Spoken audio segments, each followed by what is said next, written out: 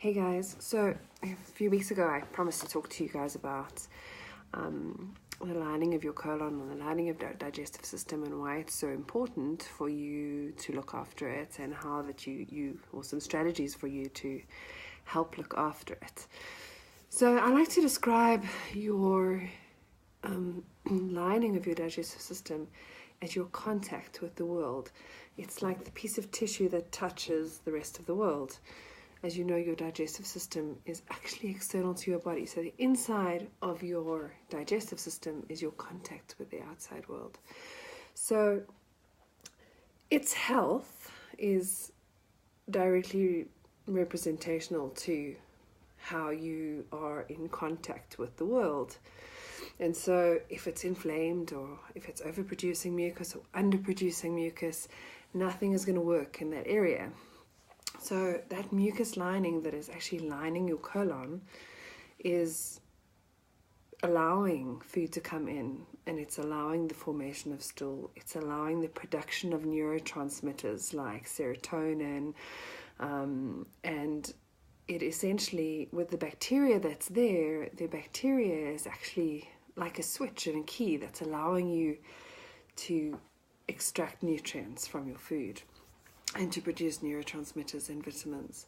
So that lining of your colon is crucial. And I always say to my patients and to my clients that one of the most important things that you need to understand is, if that lining is not intact and perfect, no bacteria is going to want to live there, and it's not going to want to implant there. So my first point of contact when treating a colon or helping someone to achieve their digestive health is, what is the quality of the lining? So that's what we can talk about today, is just the quality, and how do you assess where your lining is at. So if you're constipated and you're having dry stools, then we know that the lining of your colon is not slippery enough. And this often happens when people have little round hard balls. In South Africa we call these bokdrolletjies or buck pellets. And what happens is they start to slip in the colon. So instead of the stool coming out in one piece, you get slippage, and then your colon your stools are not formed properly as these pieces slip. So your colon is dry.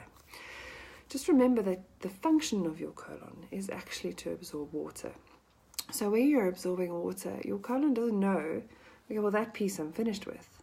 If it hasn't exited at the right time, your body will not know, and it will keep absorbing water. And so we get this slipping and these little round ball formations in the colon. The next thing is having lots of mucus in your stools, or having lots of diarrhea. So a lot of people, especially clients who have IBS problems, they also experience a lot of mucus in their stools. And so this now means that your colon is overproducing mucus. And when it's overproducing mucus, it's normally in response to some kind of toxin or allergen of some kind. So just to give you an example, if you breathe in dust, your nasal passages will produce mucus, and this is to protect you from the dust. They want to encapsulate the dust and let it run away. So if there's something in your colon that your body doesn't like, it will start to overproduce mucus to try and get the stuff out of your colon. So those are the two things that we need to look at. If there is a lot of inflammation on the colon wall as well, it will also overproduce a lot of mucus, and you'll see long stringy bits of mucus that are coming out of your colon. So if you're having constipation problems, check out your stool, have a look and see what's there. I'm going to give you some strategies in my next video, which I'll do in the next few days, hopefully.